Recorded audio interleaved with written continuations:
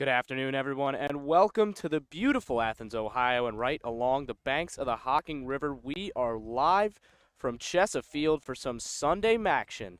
I'm Ethan Sargent. Alongside me is Carson Francis, and boy, is this one important. It's 5th versus 6th in the Mac. Everything is on the line with just 2 games to go. The Western Michigan Broncos are here today in Athens to take on the Ohio Bobcats. A kickoff is set for about 20 minutes, and that'll allow me to introduce Carson. Carson, what are you looking for in today's game? Well, first of all, Ethan, it's a beautiful day here in Athens at Chesapeake. We got a great day to honor our seniors, and we're really set for a great matchup today between Ohio and Western Michigan. Both teams coming off a win in their last game, and really I think these two teams are evenly matched coming in. They both have a really good defensive strategy. You know, their goalkeepers are playing pretty solid right now, and their offensive attacks have been firing on all cylinders, especially coming off their last game. Absolutely, absolutely. So, of course, here in Senior Day, it is Senior Day here in Athens, as we are honoring our seniors. For those who might be tuning in online, we'll bring you those seniors. So the first senior being honored today is Kayla Delman, this transfer from American University. She's going to graduate with a degree in public relations and marketing, and she's got 2 goals on the season. And our second senior of the day is number 8, Olivia Darrow. She's from Cuyahoga Falls, attended Walsh Jesuit prior to OU. And she's played in 52 games in her Bobcat career and accumulating over 1,500 minutes, and she also earned an academic All-MAC title in 2020. Up next for the Bobcats is number 11, Peyton Rigg, and she is from Oregon, Ohio, and she is going to graduate in 3 years. So congratulations to her on that, and she'll get a degree in communication sciences and disorders in this coming spring. Next up for the Bobcats, senior Ella Bianco. She played in 44 games so far with the Bobcats, starting in 41 of those. She's got 11 shots with 4 shots on goal, and she's helped the Bobcats with multiple defensive shutouts. So another stud alongside that Bobcats D-line that's been so vaunted over the past couple of seasons. Of course, head coach Aaron Rodgers hugging the girls and giving them their flowers, figuratively and literally. Next up is Ellie Ferguson, number 17, all the way from Ireland. She's here with her auntie Gabrielle Ferguson, and she's appeared in 23 games. She's been a part of this Bobcats program since 2019, and she's been academic All-MAC twice, and she's going to graduate in the spring with a psychology degree. Next up is senior number 20, Reagan Berg, who's been one of the best players on the Bobcats this season. She comes all the way from Kalamazoo, Michigan, where she played at Rutgers, and then she transferred here to OU. Berg has 51 shots, 10 goals, and 7 assists. 8 of those goals have come here in her senior season, and she scored a hat trick all the way back a few weeks ago, and that put her in the Ohio women's soccer record books. It was the first hat trick that we've seen here at OU since 2009. So that is Reagan Berg, number 20. And our last senior is going to be number 27, Reese Dorsey. He's going to start in goal today from Howard, Ohio, and she's been a part of the program for 4 years. She is majoring in psychology with a sociology minor and an impressive 3.8 GPA, which has got her on the dean's list for 5 consecutive semesters. So congratulations to her on putting the student before the athlete. She's also a member of the Bobcats Lead Change, the Student Athlete Advisory Committee, and the Athletics Diversity, Equity, and Inclusion Advisory Board. And she's going to pursue her master's in clinical and mental health counseling next year. So big congratulations to Reese Dorsey. A big congratulations to all the seniors for the Bobcats. And there's going to be one last one, graduate student Sydney Dawson, who transferred in from Clemson this past offseason. So a big round of applause for her as well. And a big congratulations to all these seniors in all their future endeavors, and good luck to them and everything that they do in the future. So a very nice ceremony there from Ohio. And we are about 13 minutes away from kickoff here, and while we have a quick moment, let's take this time to preview the opponent, the Western Michigan Broncos. We'll do that real quick. Right after the break, we'll give you just a sec to catch your breath, and we'll be right back. So after.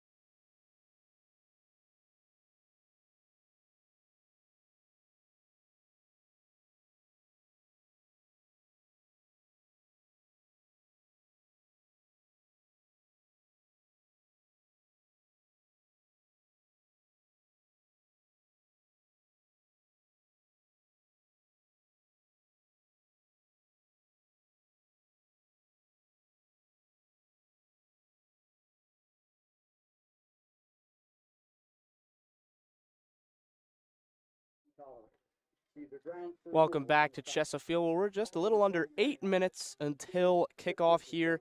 Let's set the scene as to why this matchup is important. We've got a MAC table of 12 teams, of course, but the way that the playoffs have expanded this year, those fans may remember last year Ohio did make it to the conference tournament with 4 teams. This year it has expanded to 8.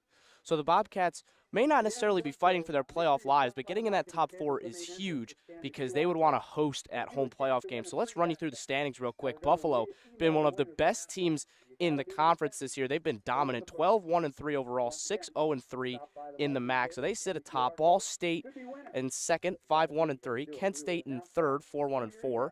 Bowling Green in fourth, the reigning champs at 4-2-3. Then Western Michigan at 5, 4-3-2. And then Miami and Ohio are actually on the same amount of points. So they are tied for sixth. Miami is a 3-2-4 record, and Ohio is a 4-4-1 record. Of course, this is win-loss tie records. Northern Illinois is in eighth technically at 3-4-2. Toledo's in ninth with 1 win, 4 losses, and 4 ties. Eastern Michigan at 2-6-1 is in 10th. Central Michigan in 11th at 1-5-2, and then Akron at 1-6-2, bringing up the rear of the conference. And Carson, you mentioned to me during the break that these two teams have some playoff history. Yeah, so the last time Western Michigan qualified for the MAC tournament was back in 2019, where the Broncos did fall 2-0 to the Ohio Bobcats in the quarterfinals. And it's interesting enough that you say that Western Michigan's sitting at fifth, because with the MAC tournament expanding to 8 teams this season, sitting at fifth right there, they're one spot away from maybe getting a home game in the first round of the tournament. So this game has some huge seeding implications for the Broncos today. Oh, absolutely. And Ohio just sits 1 point behind them. The Broncos are currently sitting on 15 points. And then 14 points. And Miami and Ohio are both sitting on 13 points. And then Bowling Green in fourth sits on 15 points. So it's all really tight up there at the top of the conference. And as you mentioned, of course, getting that home playoff game in round one could be so huge. Having fans behind you, having a crowd behind you is an underrated factor of these games. As now we'll introduce the starting lineups real quick before we take one last break, and then we get straight to action. And why don't you, Carson, give us the Western Michigan lineups? So for Western Michigan, we got sophomore midfielder Emily Paget from New Hudson, Michigan, followed by number 3, the junior from Grand Blanc, Michigan, Jenna Blackburn, who scored in the Broncos' win in their last game. Drew Martin and Brooke Bailey also starting in midfield for Western Michigan, along with Myra Pierre-Webster on defense and Maddie Canada in the midfield. Rounding out for the Broncos, we got Heidi Thomasma and Kai Sugiyama, both midfielder and defense respectively. Mackenzie James and Jaden Peck rounding it out for the Broncos. And Hannah Sargent from Lewis Center, Ohio, is the goalkeeper for the Broncos in today's game. Yeah, important to clarify, we're not related, even though we may have a similar last name. Funny little coincidence there. Now, for the Bobcats, starting the goal today, that senior that we just mentioned, Reese Dorsey, she'll get the start. Then rounding out the rest of the team, Maya Kaufman, the freshman, will start. Aubrey Ray, the junior. Sydney Dawson anchoring at the back along with Ella Bianco. Haley Miller, Rayanne Pruss will both get the start. Abby Townsend, another dominant Ohio player, will start. Shay Robinson and Reagan Berg doing things up front like usual. And then rounding out the 11, it's Carson Prigg in the midfield. It's an exciting game today, and it is a huge one. And we'll take one last break here before we get to you. But don't go anywhere, because we have live Sunday afternoon action live from Chesapeake. She's a junior from Akron, number 5, Aubrey Ray. Also from Akron, a graduate student, number 7, Sydney Dawson. Your senior from Cincinnati.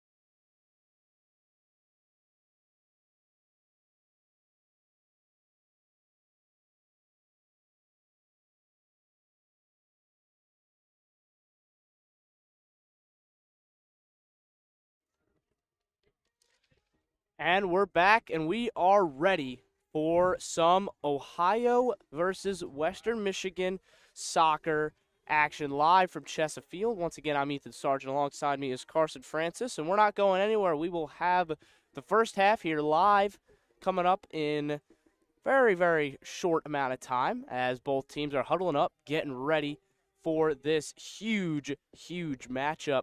We talked about some Western Michigan players to watch. What are some Ohio names you've got circled? Well, I think obviously for anyone who's watched any Ohio soccer this year knows that Reagan Berg is the key to electrifying this offense. You know, talking to Coach Rogers before the game, he mentioned that Reagan just brings all the intensity to games and practice, and she's helped this team in a big way.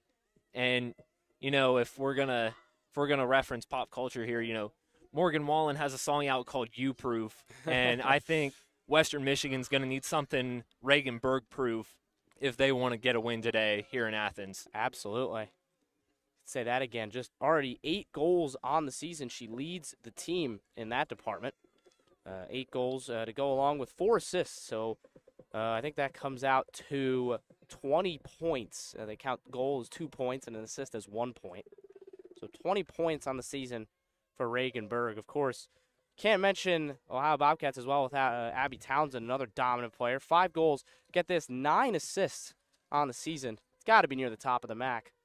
And it is. It is near the top of the MAC in terms of assist numbers. So the Bobcats will need those 2 impact players to step up. But we are ready for action here. Kickoff is impending between the Broncos and the Bobcats. As it looks like Shea Robertson will get us started from center circle. This is a big game, big expectations for both of these teams. And both teams looking to get a huge win and what could be a crucial spot in setting up for the MAC playoffs as we are underway from Chesapeake. I think this is going to be a sort of ceremonial kick out here so that Reese Dorsey could start the game. And now Sam Wexel will enter. So a nice gesture there from Coach Rogers and both teams as Reese Dorsey exits the game and Sam Wexel comes in, former All-MAC goalkeeper from last season. Started the season off on the bench, was dealing with a concussion, but now she is back, she is healthy, and she is stepping up, and now it'll go back to Western Michigan, and now we will get underway. Also, going back to Reese Dorsey there, it's worth noting that the high school playoff brackets for high school football in Ohio come out today, and Reese Dorsey actually kicked for her high school's football team, and they went to 2 Final Fours with her as their starting kicker. That's very impressive. I mean, kicking is no joke. I mean, going to some of these high school games, as I have over the course of the year, a lot of kickers that can't kick in high school. So very impressive to help lead a team to a Final Four. And, of course, the Ohio high school playoff brackets do come out today if that's in your wheelhouse. If you are interested in high school football, a little bit of a shameless plug here, you can watch Gridiron Glory live Friday nights at 11:30 over on WUB 20.1 on Spectrum channels here in Athens. So if you want your high school fix, that's where to go. Is first action there for Western Michigan's goalkeeper, Hannah Sargent. She's able to catch the cross from Abby Townsend as Ohio with the first attack of the game. And Sargent will boot this one up the field. And it will be headed away, and it'll go out of bounds. Aubrey Ray, I think, had the last touch there, and it'll be a Western Michigan throw.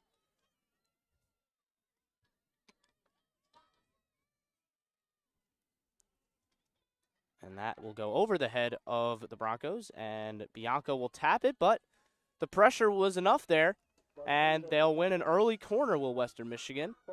It was, I believe, number 29, Jaden Peck, who was providing the pressure over there on the side, forcing the corner to be given up. So now cross will come in from Drew Martin over on the far right side. She crosses it, and it's a good ball. Well, not quite. Looked good from our vantage point, but it does end up hitting into the side netting. So it'll be a goal kick. Ohio sees through their first threat of the game. And Western Michigan's going to want to get their offense going early. They've been shut out 6 times over the course of this season, and Coach Aaron Rodgers is really looking to continue to suffocate them on the defensive end in today's game. Yeah, just 18 goals on the season for Western Michigan. Ohio has 36.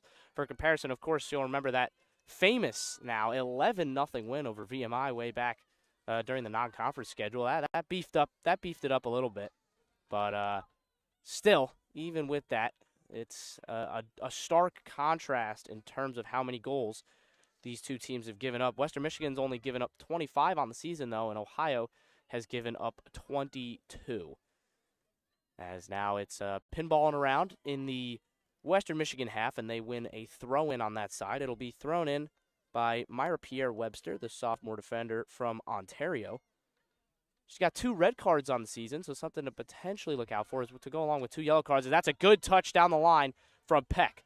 Going down the right sideline, she drives inside, puts a good cross into the box. The header comes in, and it is over from Martin. But the most threatening attack of the game so far, and it comes from the Broncos. Good movement down that right side. And as I was saying earlier, those are the kind of looks that Western Michigan needs to get if they want to get some points on the board today. And that was a great action there by the Broncos. Absolutely. As Bianco boots this one forward, back into the Western Michigan half, and Pierre Webster will see it out. And she'll pick up the ensuing throw-in down the right side. But no flick on this time. Carson Prigg picks it up, and it is heaved forward by Kaufman, who's playing out there. Or, excuse me, that's not Kaufman. That is Rayan Pruss at left back for the Bobcats. Number 12. And it's back in the hands of Hannah Sargent, who boots it forward. Little touch in the middle there from Canada. And now it finds its way into Martin, who's been involved early. She boots it, and Dawson, with no real pressure, will let it roll all the way to Wexel.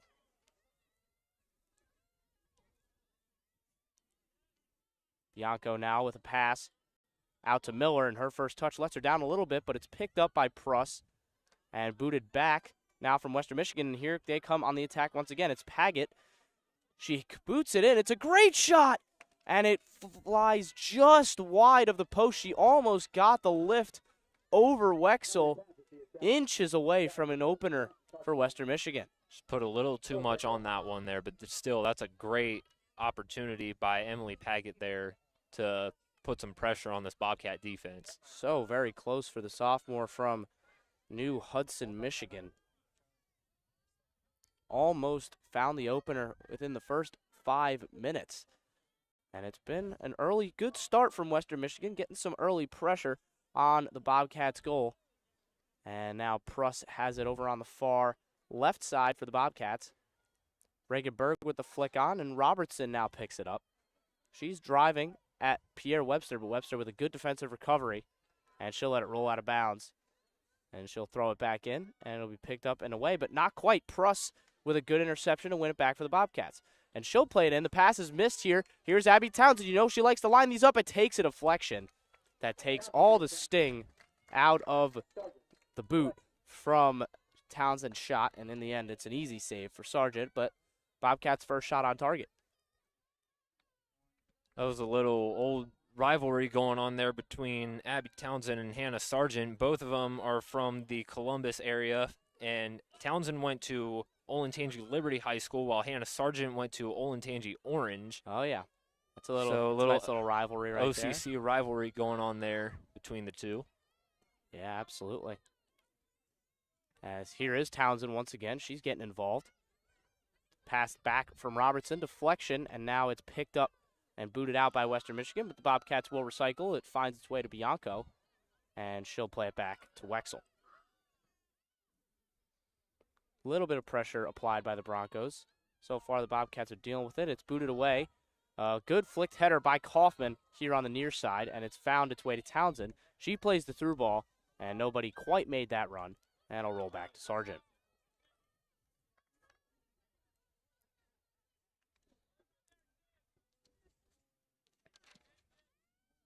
Booted up once again by the Western Michigan keeper. Good flick on from Martin. And here she is once again. Very involved is the freshman midfielder. She boots it up, and Kaufman is just shielding it away from Peck. And now the pieces will be picked up there by Maddie Canada. And Carson Prigg applying the pressure to Paget, but she lays it off. Martin with the cross in. It's found its way to a Bronco. It's Blackburn in there in the middle. And it's well defended in the end by Aubrey Ray. Ray picks it up, plays it to Townsend with her back to the opposing goal. Lovely back heel, but it's just a little bit too long for Ray. And now the Broncos can pick it up. Martin is driving at her defender. It's a good cross in, but Dawson gets a foot in there to block it. Townsend can't quite clear it. Western Michigan trying to ramp up the pressure. Briggs also can't quite clear it. There's the pass in, and now the Bobcats will get a release as Wexel picks up the pass, and it's a quick throw out to Pruss. It's been a very quick start to this game from the Broncos, but so far no goals on the score sheet as we're just under 10 minutes into this one. Looking for the searching pass to Berg, but Pierre Webster is on top of that one. That was a good effort down here on the defensive end for Ohio. Even when Western Michigan kept getting opportunities, Ohio still found a way to keep the ball out of the net.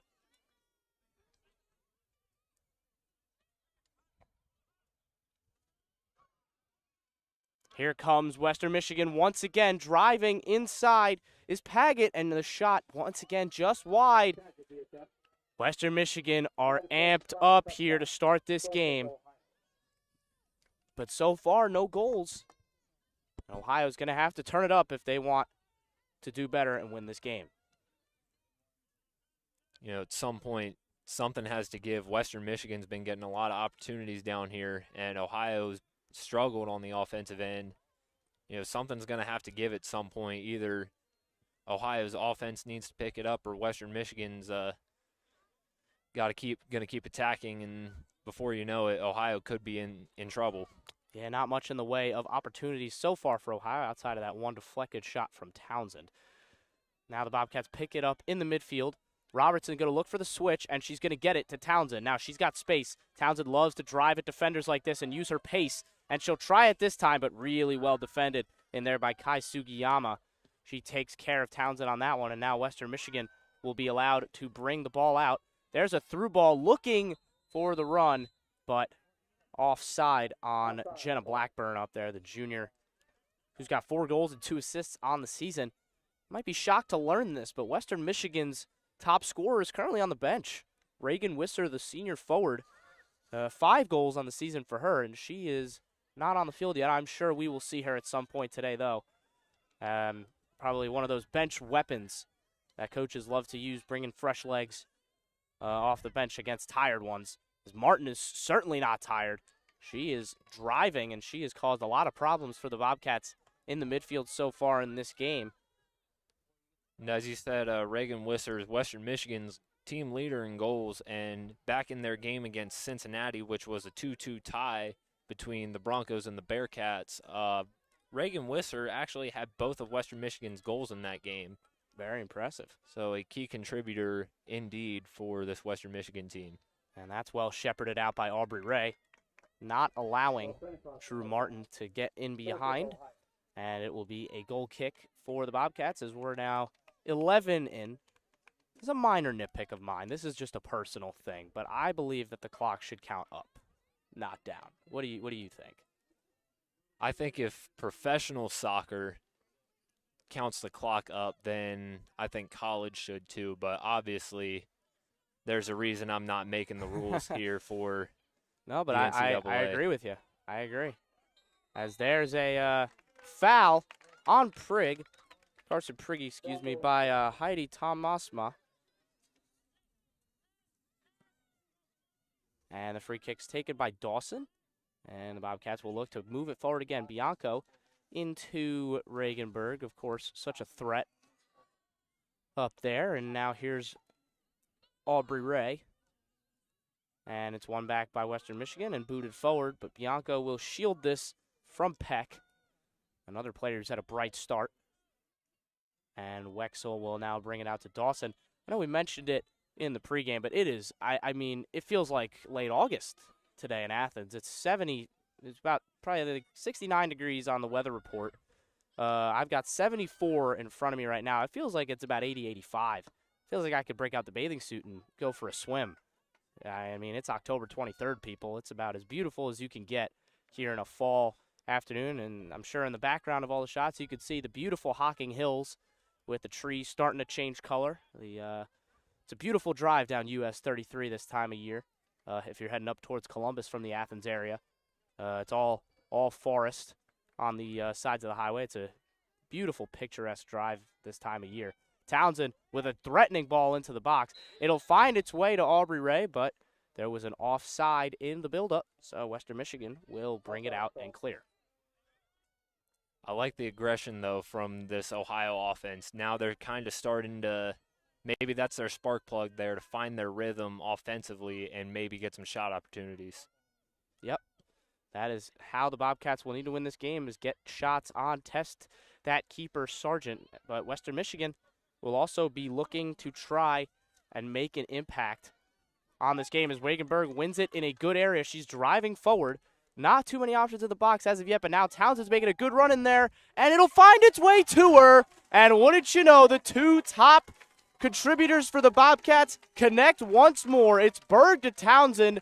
Townsend's 6th goal on the season, Berg's 5th assist, and the Bobcats take an early 1-0 lead.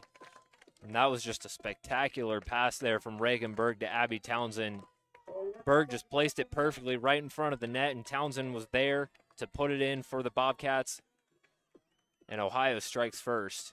You cannot ask for a better start in terms of getting out on top of your opponent and jumping to an early start. In Western Michigan now, after having that bright start like we were talking about, will now need to pick themselves up off the mat and find a goal of their own. It's 1-0 here. The goal coming from Abby Townsend. A nice finish. You know, that may seem very easy. It may seem like it's just a tap in, but those, I can speak from experience, those are not easy to put in. And Townsend made that one look very easy, as now I think that a handball or a push in the back, one or the other, was called there on Ohio. So now Western Michigan will have an opportunity to potentially get a ball into the box. And referee just telling, hey, back it up a little bit farther out where the foul actually occurred. It'll be Martin over the free kick for Western Michigan. In it comes into a dangerous area, and Bianco heads tallest. Pierre Webster now picks it up, trying to cut back inside, fighting off a couple of challenges, but just can't keep doing it. And now there was potential for a counterattack, but Webster with a nice flick into the penalty area for Western Michigan, and it is blocked. It was Blackburn there looking to try and bring that away. No dice.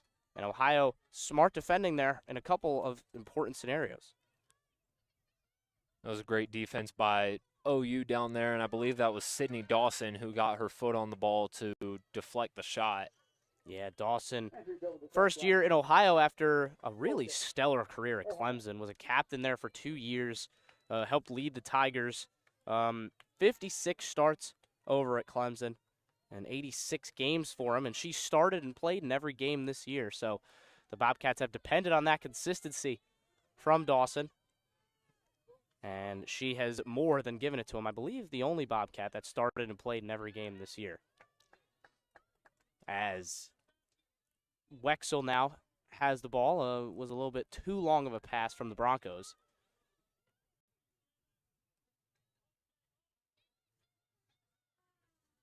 And a little bit of a tussle in the midfield between Robertson and it looked like number 21, Heidi Tomasma. And just a little bit of a talking to from the referee to Robertson. And now it'll be a free kick for Western Michigan. Another dangerous area. You could get this one into the box, try and get one of your taller heads on the ball. Try and get something to test Sam Wexel, who hasn't had to make any crazy saves yet, but we know she's very capable of making those saves, as once again it'll be Martin to swing the ball in. It's a dangerous ball. Prigge is able to pick it up. It's come back in from, I believe that was number 27, Mackenzie James, this freshman defender, who got a volley back there, but it was well wide. Wexel watched it all the way, and Ohio will once again be able to clear, as we are now 17 minutes in the first half, 28 minutes and 29 seconds remaining. No action on either bench just yet, as now Western Michigan looking to drive forward, but once again, Pruss does a good job. Really ever since that opening attack where Pruss kind of let the defender no, excuse me, the attacker Peck get behind her like within the first 5 minutes. She's been pretty locked down over there on that left side.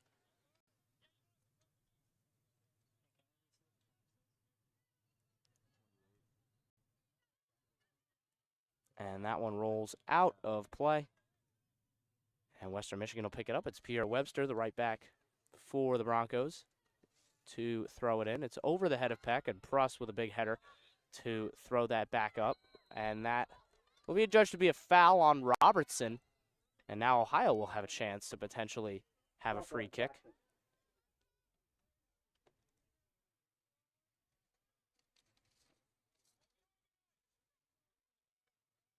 You know, obviously these two teams playing in the MAC, they play all the same teams, but also these two teams have shared a lot of common opponents in their non-conference play.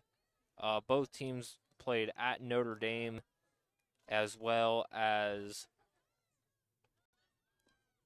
obviously all their MAC teams, but a common non-conference opponent was the Fighting Irish of Notre Dame, which both teams were shut out by early on in the season. Yeah, good team there that they've got.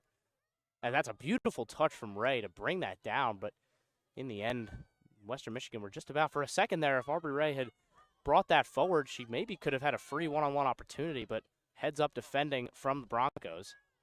As that pass from Kaufman is intercepted, and now Haley Miller will pass it back calmly to Dawson. Dawson under a little bit of pressure there from Paget. Now here's Haley Miller trying to get it into the path of Abby Townsend. And that's incomplete. Over to Western Michigan now, driving forward. And once again, good heads-up defending from the Bobcats. And the crossfield pass from Kaufman's intercepted by Webster, but Berg gets a deflection on it. And now it's thrown forward by Western Michigan. And Dawson, again, alert to the danger. And it's kind of just pinging back and forth now, and Haley Miller will try and stop that. Now here's Townsend trying to find a run, nothing doing. She'll pass it back to Kaufman. Kaufman throws it upfield, looking for a deflection, and she gets one. Haley Miller driving forward now, looking to create something. It's a dangerous shot, and a big save from Hannah Sargent.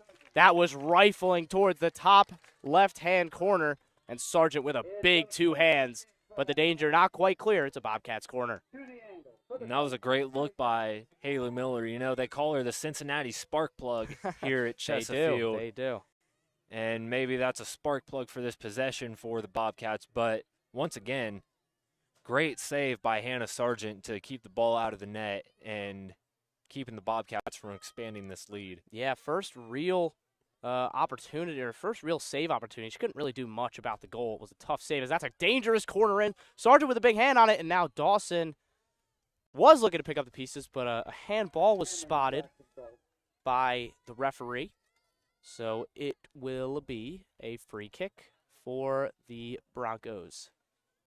Once again, way to get a hand in there by Hannah Sargent, keeping Ohio from maybe getting another opportunity, although it wouldn't have mattered due to the penalty. But that's still just great heads-up play by the Western Michigan goalie. Yeah, no, I absolutely agree. That is a heads-up punch, once again, using those two strong hands to stop that. And now Western Michigan needs a response. Of course, they give up the opening goal. Now, not a team that's known for their goal-scoring exploits is going to have to get at least two, if not more, to attempt to come back and win this game.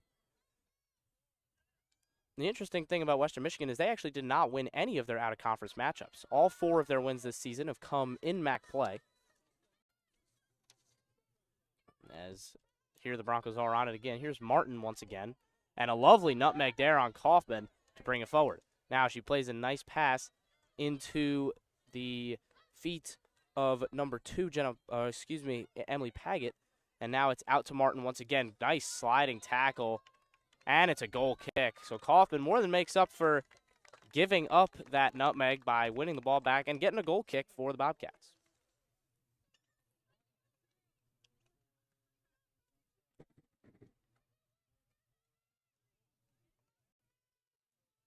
Wexel will take this one. Western Michigan up pretty high on the field, sitting right around the defense, sitting right around the halfway line.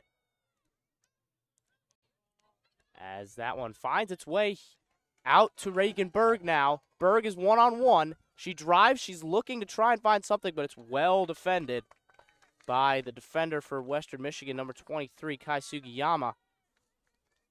And now Ohio will have a throw-in a dangerous spot to try and find the second goal, which could be so crucial for them to get this win. It's across to the box. Good touch from Miller.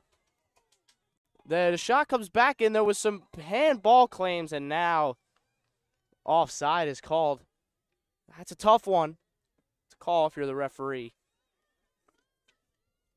Couldn't really see from our angle if she did get her hands on that, but either way, that's great defensive positioning by Pierre Webster to block that shot opportunity. And it's a tough one because you've got your hands up in this natural, they call it the natural position where, if you're just shielding yourself, it's a tough judgment call to make. It really is. And, I actually am in favor of that not going the Bobcats' way. I think that's a good call in terms of the handball is such a tough argument. So definitely one of the game's more controversial rules in terms of calling it if you're an official.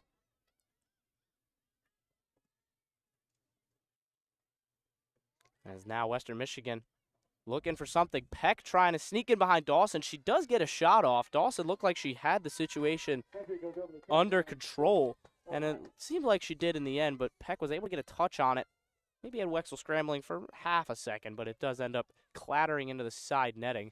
Still no shots on goal for Western Michigan. They did come very close in the opening 5 minutes. It was Peck who had that shot that squeezed just wide of Ohio's left post. And since then, there hasn't really been a ton of opportunities for Western Michigan. They're going to need to manufacture some more chances if they want to get back in this one. Just like this, looking for the run of Peck. Martin with the pass. It found its way to Peck for a second, but in the end, cleared away. And now Bianco boots it out after Western Michigan put it back in again. Pierre Webster will try it, and it's blocked by Miller. Another boot forward, and it may find its way to Blackburn, but Pruss does a good job of just about shielding it. And we're going to have our first substitution of the game here. Western Michigan is going to be the team making it. It's going to be Martin coming off. And coming on for Western Michigan is... looks like it's number 30, Olivia Brunick. It is. Got that right. The freshman from Grand Rapids. Grand Rapids is a good sports town. Got a lot of talented athletes down there. Over the summer, worked with the... Southern Ohio Copperheads kid named Kyle Ratliff from Grand Rapids, Michigan. One of the best baseball players I think I've ever seen in person. Dude was a absolute stud. And anybody watching this broadcast that watched Copperhead baseball this year will know exactly who I'm talking about. As that, of course, happened just across the street over at Bob Wren Baseball Stadium. It was a good season for the Copperheads, and maybe not quite on the record, but in terms of bringing the energy and having good fan engagement, it was certainly an impressive year for the SOC, the Southern Ohio Copperheads. As now, here come the Broncos again, trying to manufacture chances. The pass was deflected by Ray, but it still finds its way to Brunick, who just got subbed on. She's fighting back there, and it'll be a foul on her. Oh, it looks like it was a handball that's being called there, as we are under 20 minutes left in the first half. For Bobcats currently lead 1-0. If you're just joining us, it was the combination we've seen so often this year. It's the two girls with the most goal contributions. It's Townsend and Berg combining. It was Reagan Berg with a really nice run down the left sideline, got past her defender, and was able to swing in a great cross. And Abby Townsend with a nice inside run and a nice first-time finish was able to give the Bobcats a lead that they so far have been holding on to. The Western Michigan has started to crank it up here in these last couple minutes, trying to get back into this game as Miller. Oh, it's a beautiful technique to get out of there that. by Haley Miller. Absolutely. That was lovely stuff, and she wins a throw-in as now Ohio will make a couple substitutions. It'll be Berg coming off and Maya Kaufman coming off. And Kennedy Reeple will come in over at right back. And then I believe it's Scout Murray, number 22, coming in over at that left side of midfield as we've got a stoppage here as we don't have a ball. I think that last ball that went out of bounds actually went over across the street, as you see there. They're got a bystander throwing it back over the fence. It happens more often than I think a lot of the referees, players, and coaches here would like to admit. Balls do end up on Richland Avenue fairly often. As there's a foul on Scout Murray, just a little tap in the back of Pierre Webster. And it will be a free kick. Myra Pierre Webster will take it. She's also got 5 assists on the year, Pierre Webster. That's an impressive number, especially from a right back position. You know, not exactly the most attacking position on the field, as Reipel does good work to get around the first challenge, but can't quite get around the second one. Now here comes Western Michigan. Driving is Blackburn. She cuts past her defender with a nice shot. Powerful shot, and Wexel called into action for the first time. She makes a good stop and is able to pick up the pieces as well, and the Bobcats survive another onslaught.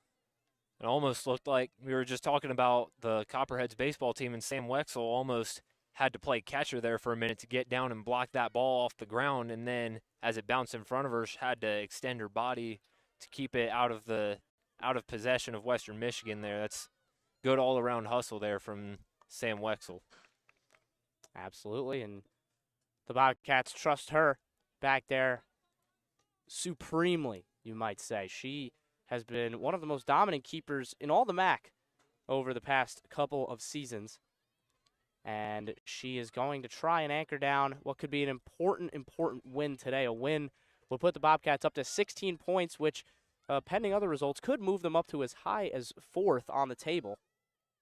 So it could be an extremely important win for the Bobcats. Of course, as we mentioned in the pregame, getting that home field game, now that we're, our Bobcat fans will remember last year that it was a semifinal format. Now this year they're going back to the old format, which had quarterfinals, as Scout Murray will come back to that in a sec. She picks up the pass, cuts past one. Now it's just pinballing around. She still has it, and in the end, Ray couldn't quite get past the challenge, and now Western Michigan brings it away. As I was saying, it's important to get that top 4 seed still, because you want to be able to host that home playoff game. You want to have your home fans behind you. You want to be able to not have to travel, especially, in the MAC, some travels, if Ohio's traveling to, say, Bowling Green, it's about a 3-hour drive up there. But if they're traveling to, say, Buffalo, that could be a 7-8 hour plus drive for the women's soccer team. So it will not be, it could not be, especially, if they have to travel to Western Michigan as well, potentially, which could end up happening if Western Michigan can pull out a win here. They will not want to do that. So now the Bobcats will have to try and make sure that they don't have to deal with that high travel time and at least host one playoff game. If they do win that, they may have to go on the road for a semifinal or a potential final. But you want as less travel as possible. And that's what makes this game all the more important. Exactly. Because even if you don't clinch that home game, there's a chance that you might not have to travel as far for that first round matchup. Yep, absolutely. And now a couple more substitutions here for Western Michigan. In comes Maddie Salzenstein, number 12. Out goes Emily Paget. And also coming in for the Broncos 32 is number 32, Bria Telemag. She, a big contributor off the bench, Bria Telemag. She's got 2 goals and 2 assists. She has not started a single game all year, but she's appeared off the bench in 15 of Western Michigan's 16 games. Bria Telemag was also a transfer from Indiana as well, and in the 2020 season, which was obviously played in the spring of 2021, she was named to the academic All-Big Ten team as a member of the Hoosiers.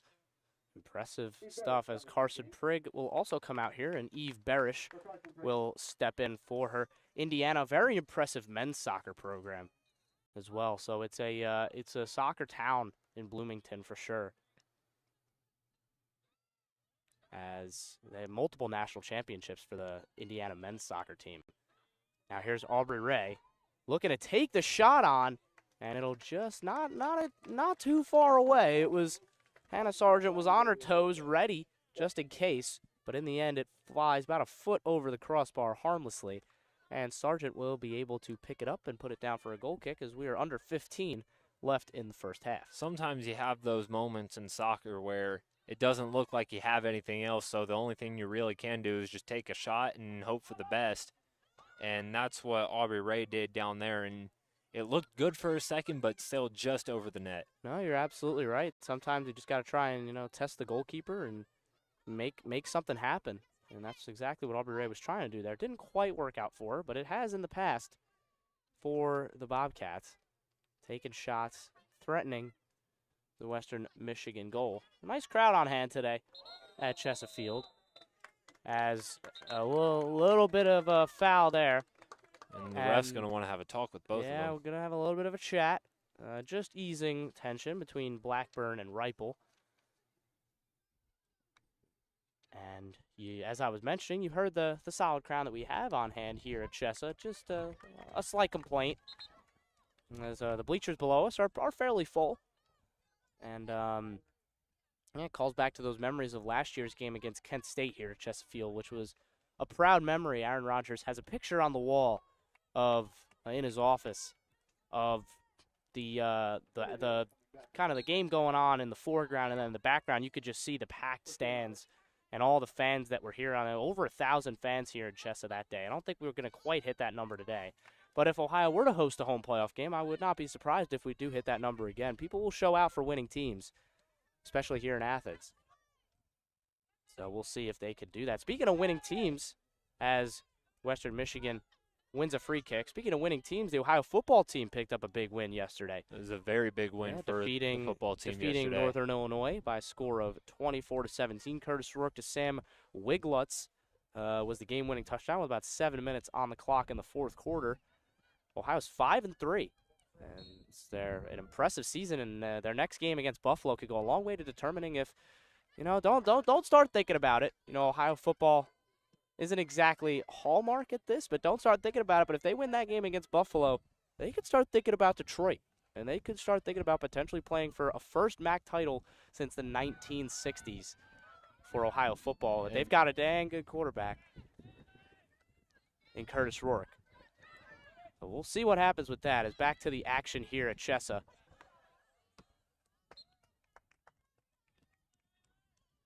As it was kind of pinballing around there, Western Michigan won a free kick, threw it in, didn't really get anything out of it. A little bit of back and forth, just over and across there. And now Western Michigan with we got a substitution coming in here, another one for one each. Both teams doing. Abby Townsend will check out of this first half. Scout Murray will switch over to the right side, and it looks like is that number 11? I think Peyton Rigg coming into the game. And then Blackburn will check out for the Broncos, and coming in is number 4, Frankie Mudd. Frankie Mudd, true freshman. The freshman from Clinton Township, Michigan.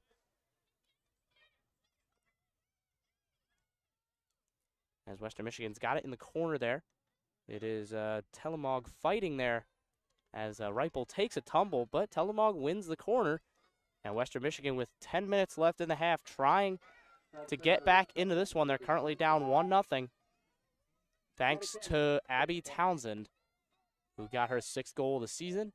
And Western Michigan's going to have to respond. In comes the cross. It's in a dangerous area, flicked away by Bianco. Still there for the Broncos. It'll be crossed back in, and it'll be another corner, this time from our far side over here on the press box vantage. And it'll be number 14, Maddie Canada, who's going to take it. It was Martin, you'll remember, who took the first couple corners for the Broncos, but she's now checked out of the game. So Ohio will have to defend the corner from Canada. And Maddie Canada is one of Western Michigan's more accurate shooters, a 55% shot on goal percentage. And that cross was in an accurate spot. but couldn't quite get a Western Michigan head or foot on it. And it's still bouncing around there. Telemog loses out, and now here comes a counterattack from the Bobcats. Aubrey Ray picks her head up. She finds Scout Murray, and it just holds up, but it's still there for Scout Murray. And Western Michigan were able to just about get enough bodies back to halt that. It was dangerous for a second, as there Sam Wexel heads up to come out of her goal and pick up that pass that was a little bit too long, looking for the run on the far side. That looked like a great transition down here for the Bobcats, but just a little inaccurate on the pass there to Scout Murray, and Western Michigan was able to capitalize. Yeah, Pierre Webster is pushed up to right midfield on that right side, or right wing might be the better way to describe it. Is now here she is on the ball, looking for the searching run of, ooh, it's a tight challenge there. It was Brunick in there, and they're still tussling with Reipel, and Reipel is able to just about win out. It's a throw-in, not a corner for the Broncos.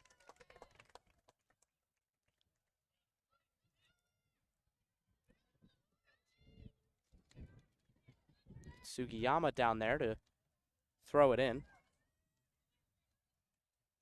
Another Canadian player from Ontario. A few Canadian players on both sides in this one.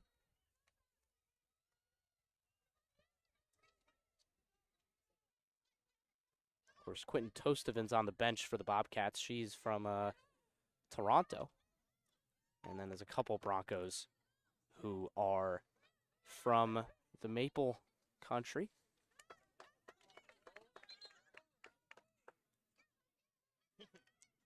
There's a throw in for Western Michigan. It's headed by Reipel. Dawson will let that run out. Well, she'll tap it so that it doesn't go out for a corner, but she will concede the throw in with about 7 minutes left here. Western Michigan's been keeping the ball down here on their end, but sometime in this game they're going to have to find a way to capitalize if they want to stay in this game. You're absolutely right. They're going to have to get some opportunities. They're going to have to get some real clear-cut chances, because really we've only seen Wexel tested once. She had that nice save on Blackburn from the right side. But since then, or really at all, there hasn't been many saves, as that one's booted away by Kaufman. And it'll run all the way to the center back, Bailey. And she'll boot it forward, but Ohio will now pick up a throw-in. We have another substitution here for the Bobcats. It'll be Haley Miller checking out. And Ellie Ferguson.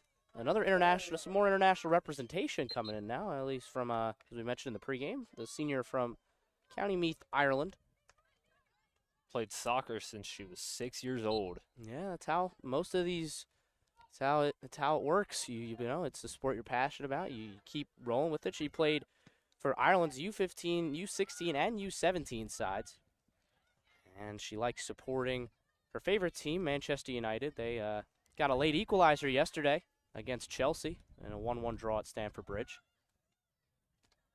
So an exciting, interesting times at Manchester United for sure, with a new manager, Eric Ten Hag, and some new players. And what will they do with Cristiano Ronaldo might be the big question coming up here for them. Seems to be a little discontent, one of the best players we've ever seen in our lifetimes, but 37 years old, he may be reaching the end of his illustrious career. And we will see what happens with that, as this is good. Once again, the Bobcats could have strung some really good moves together in the middle of the park, but they haven't really been able to manufacture a ton of opportunities. But now Western Michigan's got 4 players in this attack. Here's Telemog, and she'll shoot a shot that curved dangerously almost inside that post, but in the end, I think it ended up being inside the post, but it was too high over the crossbar. And Western Michigan cranking up the pressure here towards the end of the half, trying to get that equalizer. And Coach Lewis Robinson will be encouraged with what he's seeing here at the end of the half. From our angle, that looked like a really good kick by Telemonk, and she just put a little too much air under it. But otherwise, great shot from Bria Telemonk.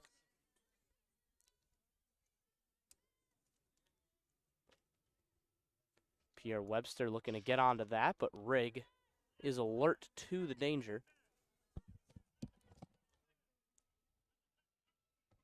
We'll have a throw in here from the Broncos, as Telemonk gives it back to Ohio. Now it's heaved forward by Ray.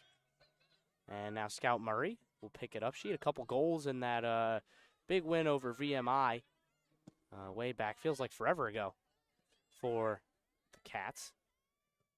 Was on the call for that game, and that was a fun one to call for sure. A lot of excited calls got to be made in that game as the Bobcats racked up 11. It seems almost unfair that they put up 11 goals against VMI.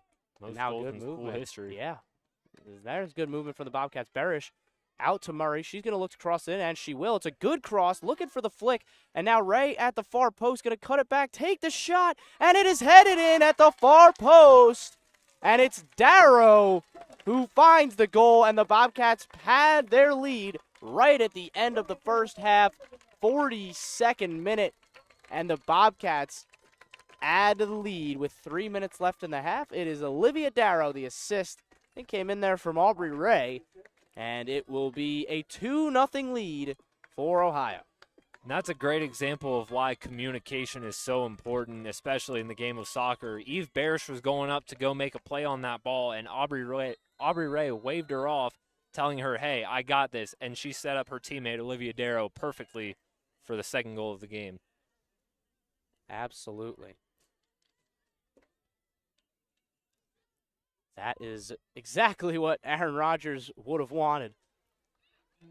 So just about the perfect end to the half, and it is exactly what Lewis Robinson would not have wanted. He saw some signs of encouragement there in the break, or in the end there of the first half, and now there's a shot, and in the end, I think just a slight moment of hesitation there from Wexel. She was going to pick it up, and then she's like, hey, let me waste a few more seconds. She controlled it well, but in that goal mouth area, any sort of mistake, any sort of missed touch, and it could be a freak goal for the Broncos. So in the end, heads up from Wexel, but she shanks that punt a little bit, and it will go out of bounds for a Western Michigan throw in the Ohio half in the final 2 minutes here. What did you like about what you saw from the Bobcats in the first half, Carson? Well, really, I liked even when they're not firing on all cylinders, Ohio has found a way to get their opportunities. We saw the pass from Reagan Berg to Townsend down there for the first goal of the game, and then just now Aubrey Ray setting up Olivia Darrow. They've been finding ways to put the ball in the net.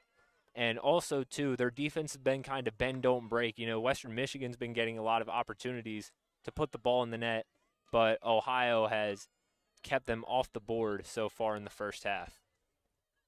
That is fantastic for the Bobcats. They have down been there wide open. Yeah, they've loved that switch of the field. That's how that whole movement got started. It was Barish who got the ball and played it out to Scout Murray. Murray swings it back into the box, and then Ray picked up the pieces, crossed it straight back in, and Darrow was there to apply the finishing touch. And there, just the strength from Ella Bianco eases Frankie Mudd off of the ball. In the final minute of the impressive Bobcats first half, it is 2-0. Townsend and Darrow supplying the goals for the Cats. 1 minute remaining in the half. Ray now plays it off. There's the pass from Ray. What a beautiful pass it could be to Scout Murray. She is in a foot race. She now picks it up, and the touch comes in, and now she's able to sustain the challenge. It's a good fight back there between her and I think that was Sugiyama in the corner. Sugiyama comes out victorious in the end. Reipel now will be in a tussle over there on the far side. It'll come back in. And Ferguson will look to play the pass down the line, and it'll go out of play. Well, about 20 seconds left, and that'll probably just about do it for the first half with 15 seconds left. And it'll be an impressive one for Ohio that, they've taken advantage of their opportunities and they've limited the opportunities that Western Michigan has had. And now as we enter halftime, it is adjustments that need to be made on the Broncos sideline if they are going to get back into this game. 2-0 Bobcats at halftime. It was Townsend with the goal to get us rolling. And then right there at the end of the first half with about 3 minutes left, it was Olivia Darrow finding the back of the net. Her first goal on just her second shot of the season, and the Bobcats take a 2-0 lead into the halftime. We'll be right back with more from Chesapeake.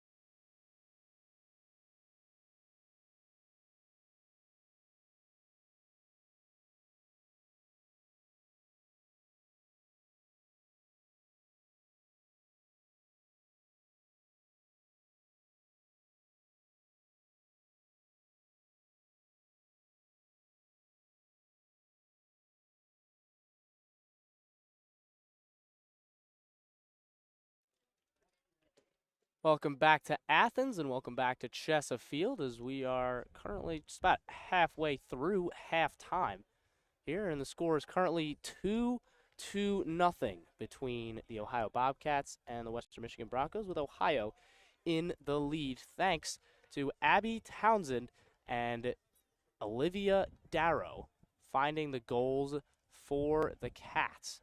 Obviously, those are the two goals. Let's bring you through the rest of the stats. Western Michigan actually leading in stats or in shots right now, 8 shots to 5 in favor of the Broncos. But in shots on goal, just 2 of those 8 shots, 25%, were on goal. But 4 of Ohio's 5 shots are on goal. So both teams have made 2 saves. Ohio's got 6 fouls to Western Michigan's 3. Western Michigan with 3 corners, Ohio with 1, and both teams with 1 offside call. And bring us up to speed with the rest of the MAC, Carson. I know that there are some other big games going on right now.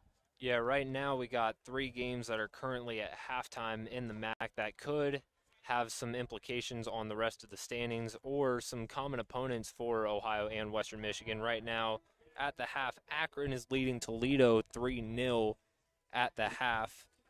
Also, over in Muncie, we got Buffalo and Ball State currently in a 1-1 tie.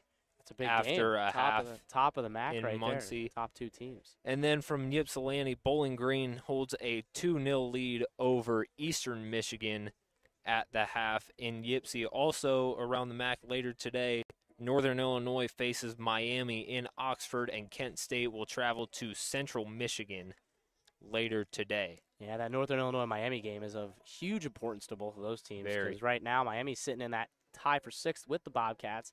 Northern Illinois right behind them in 8th. So, both of those teams right now, they're in the playoffs, but they are not quite in yet. They need to make sure that they get those wins, and the loser of that game might be looking over their shoulder come the final week of the year. But Toledo is actually the team in 9th place, and with them losing to the bottom of the MAC, Akron, both of those teams might breathe a little easier, and obviously that top of the MAC matchup between Buffalo and Ball State. Interesting tidbit before we take one last break. Buffalo has the best overall record in the MAC at 12-1-3. The second best record overall in the MAC belongs to the Ohio Bobcats with 8 wins, 6 losses, and 2 ties. But of course, 4 of those losses have come in conference. So the Bobcats have not been able to get maybe as far up the table as they would like, but they are more than in the playoff conversation. And when we come back, we'll break down the second half and what both teams need to do as Ohio leads Western Michigan 2-0. We'll be right back with the second half from Chesafield.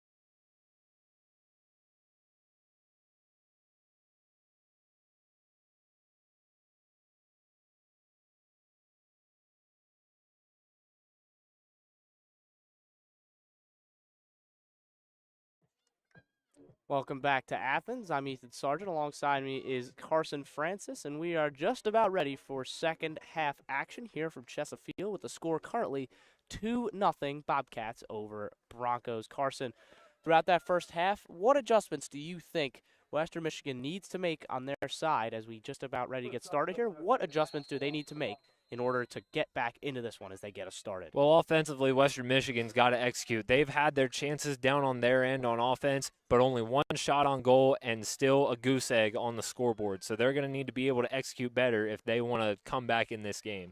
Like, you're exactly right. They're going to need to take advantage of opportunities as here's Myra Pierre-Webster.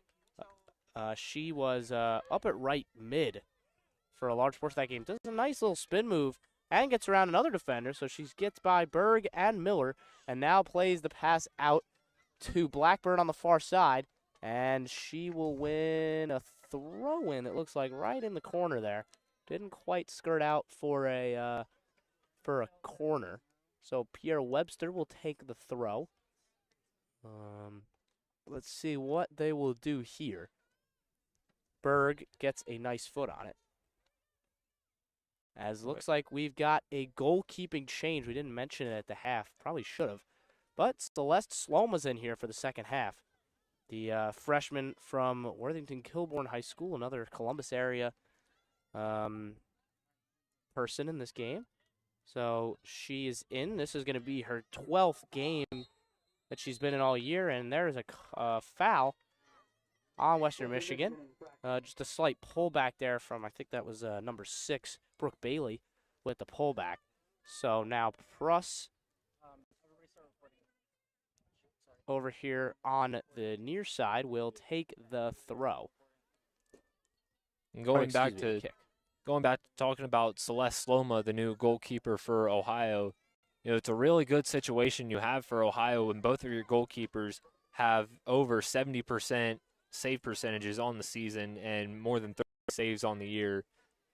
So really an excellent situation you have if you're Aaron Rodgers and the Bobcats. Yeah, they've really split time here as now the ball falls to Barish over there, who stayed on at the start of the second half.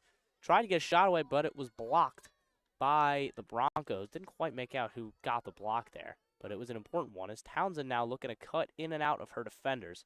She'll lose out there in the corner, and the Broncos will boot it away. And Dawson just using her experience there to just shimmy by the Broncos attacker and win the ball back. Bianco now puts it forward. It's a nice ball out to Barish, but she can't quite corral it, so it'll be back into the grateful, I would say grateful arms of the Broncos, but you can't use your hands in soccer. As Pruss now defending in the corner, the cross does come in, and it almost finds its way to Peck, who's come back into the game here at the half.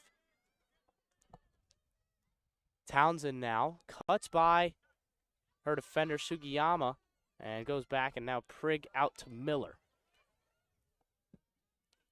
Miller just about gets by her defender in the battle. Now Townsend with a little bit of space. She's got the run of Robertson, and she plays it. Robertson has to turn outside to pick up that pass. Now she'll play it in towards Barish. Barish looking for the pass. She's got Berg with her back to goal. Berg looking to try and work a shot. Now she'll play it out to Miller. Miller already took one shot from this area. She'll take another one. It was powerful, but it was blocked by Sugiyama. Now here is Kaufman. Kaufman cuts inside one. Now she gets a shot away, and it's just a little bit too high. Bobcats pressing early in the second half. And the block by Sugiyama there, that's just a great way of putting her body on the line and keeping that shot from going any further. And then the shot from the Bobcats on the rebound was just a little too high. Yep, it was a close effort from the defender Kaufman. So now they will pick it up in their own half once again. It's booted forward by Priggy, and now it's into Reagan Berg. Bobcats leading goal scorer, looking to add to her tally. She's going to try and cut. She's going to cut outside, got her defender spinning around. Now she crosses it in, and almost an own goal, dangerously close to an own goal there from Mackenzie James, the freshman defender from O'Fallon, Illinois. It was an awkward deflection.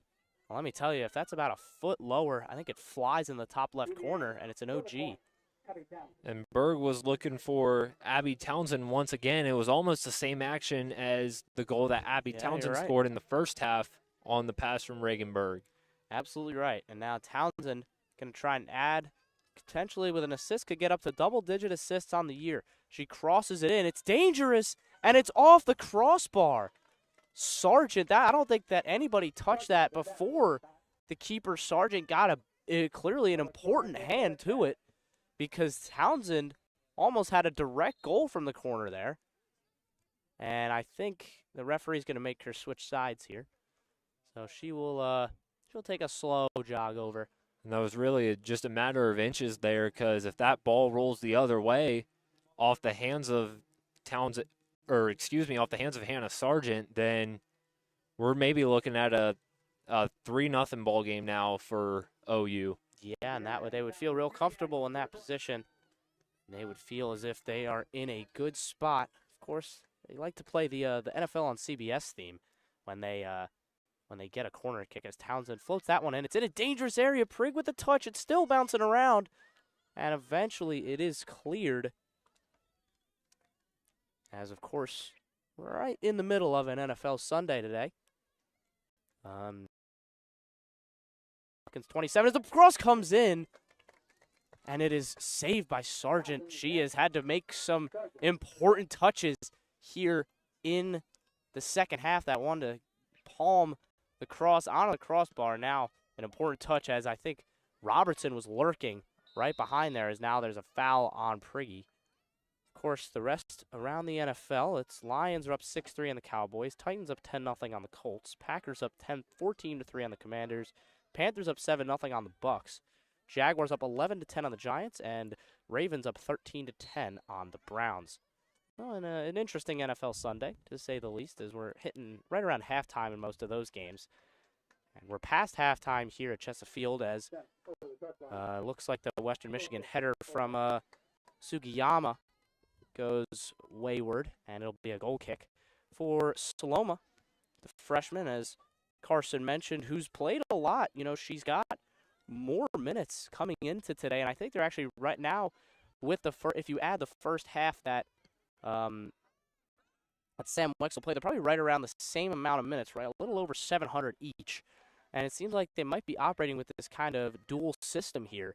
Of course, Wexel missed the first few games, as I mentioned, in the first half.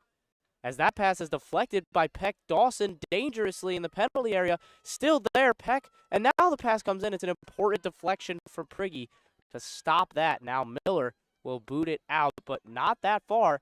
It's into Western Michigan hands once again. Now it's played back. Peck looking for a foul. Didn't get it. Dawson with the deflection, and now Townsend could bring it out. She'll cut back and bring it forward. Here's Miller now with a little bit of space, looking for a cross-field pass, and Sargent is alert to the danger, comes off of her line and claims that pass.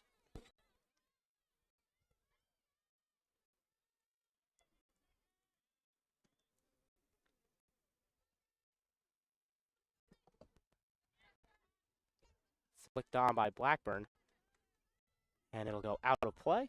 And Pruss now looks like she's claimed that left back spot. Of course, when we spoke to Coach Aaron Rodgers earlier in the year, he was really still kind of looking for his starting outside back. So a lot of these broadcasts here, we've talked about how they lost both of their starting backs from last year, Morgan Kolika as well as Paige Knorr, two stalwarts of that defense that was so phenomenal last year. Berg wins it high up the field, but just couldn't quite get the cross right. It'll be a goal kick. And, you know, a lot of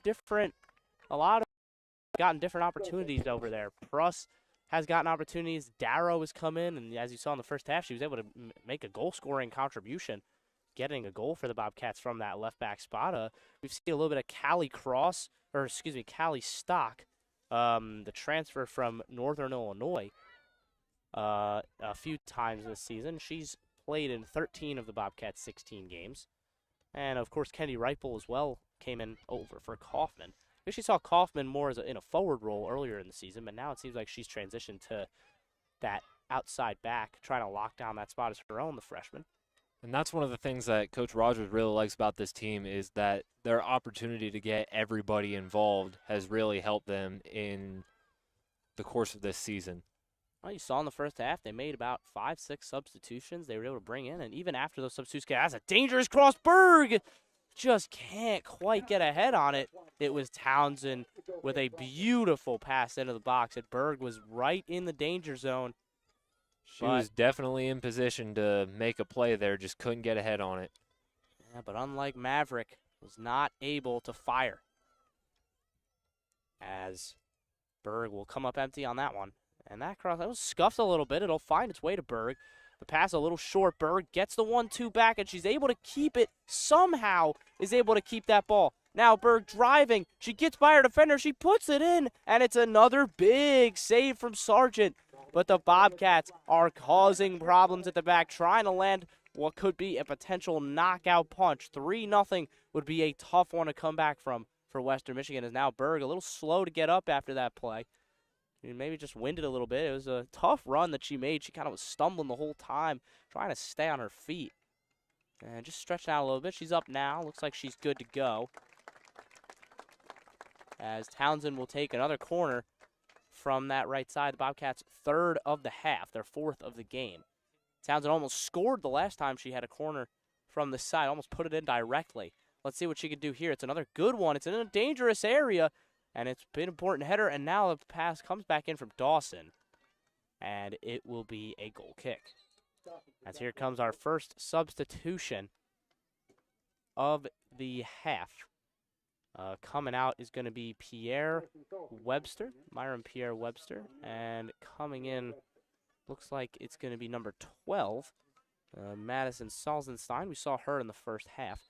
Still no sign of Reagan Wisser yet, the senior forward. The 5 goals on the year.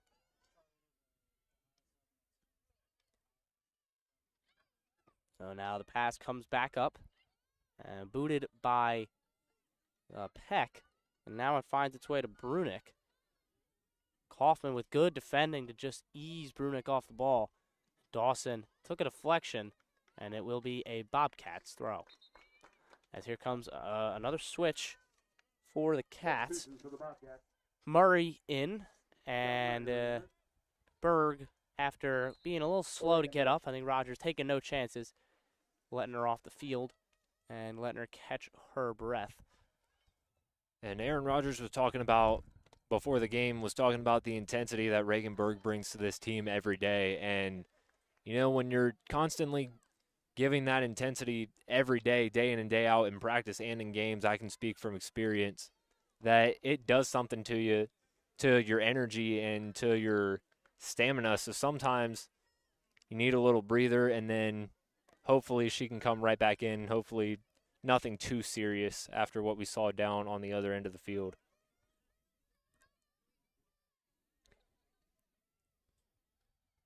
See what happens here for the Cats. They're going to have to try and just see this one out, you feel like. You feel, the way the game's going right now, they would probably feel like 2 goals is enough. But, again, just like this, if Western Michigan can find something on one of these attacks, you never know. You never know. And that's the glory and the beauty of Maction. And as I said before we went into the half, this Ohio defense mostly has just been bend, don't break, on the defensive end. All throughout the first half, Western Michigan got the ball down into the zone, but couldn't find ways to get good opportunities or good shots. So this Ohio defense has been doing what they need to do to keep Western Michigan off the board. And once again, right there on that corner, that pass is just a little long, and it will be a Bobcats goal kick.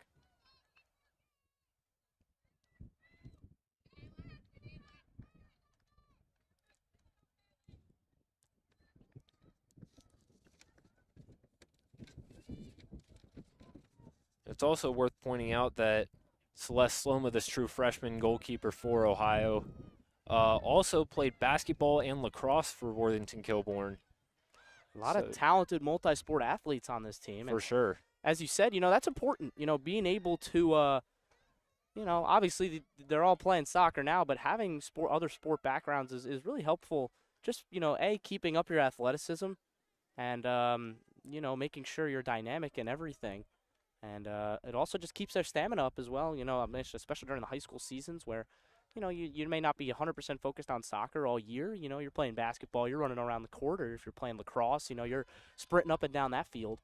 So, you know, it's important to have those profiles, as Western Michigan still can't really seem to get a foothold. They can't quite get back into this one. They haven't had many opportunities in the second half, a couple half chances here and there, but Sloma so far in her first 15 minutes hasn't had a ton to do back there. As Regenberg, not Regenberg, she is off the field. Now that was Scout Murray over there on the far side, trying to make something happen. Now driving forward is Western Michigan. That shot is just wide. Probably the closest they've come in this second half. It was, I believe, Salzenstein, or no, excuse me, it was Paget who got on that. As now Barish will check out of the game. Aubrey Ray will come back in. And we will see what happens here for the Bobcats. They got to be careful here, as looking for the press was Blackburn. She couldn't quite get it off as, oof, almost. Scout Murray was all alone on that right side, but an important defensive header from Sugiyama. As now a miscommunication at the back, and Townsend just couldn't get it past Sargent with another important stop there. They won't count that as a save necessarily, but that might have been just as important, if not more important, than a save. A huge tackle from the goalkeeper to keep the Bobcats at bay, what could have been a potential empty net opportunity. And I will say, the score to this game does not reflect the effort that Hannah Sargent has put forth for the Broncos today. She has been doing everything she possibly can to keep this lead from being even more than what it is right now. Absolutely. Now here comes Scout Murray, driving. Now playing it off to Haley Miller. Miller looking, trying to potentially cross it. Now she will cross it. It's in a good spot, but no Bobcats made that near post run. So that'll be easily claimed by Sargent.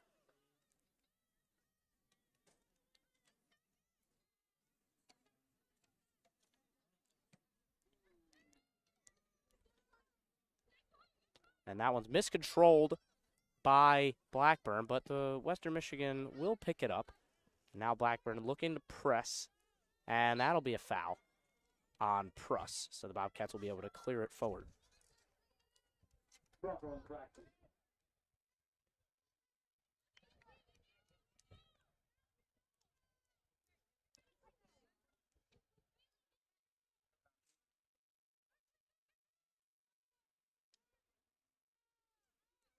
Bianco will boot it forward, and it'll be headed back there by, I think it was Tomasma who won the header.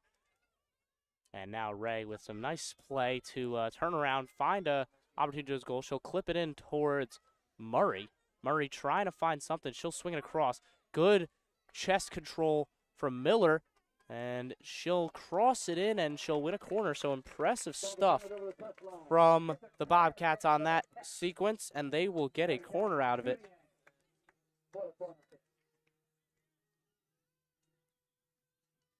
I feel like Ohio is due to put one in the net sometime soon. They've been getting a lot of opportunities here early on in the second half. Feel like at some point they're bound to get another point on the board. Yeah, if they can get a third, as I said a couple minutes ago, it would be real tough for Western Michigan to get back in. Here's the cross in.